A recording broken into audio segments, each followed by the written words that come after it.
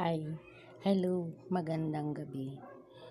Mga friend, mga kabalin, mga kaibigan.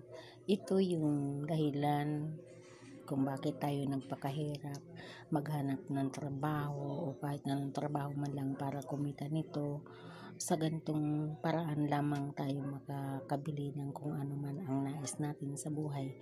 At ito talaga ang pangalawa. Una, ang may kapal.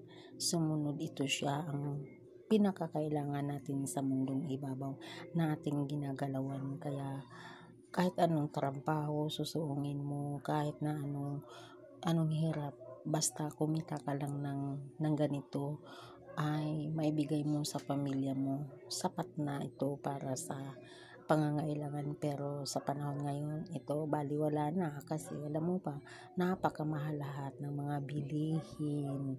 Alam mo mga friends, sige, bye bye.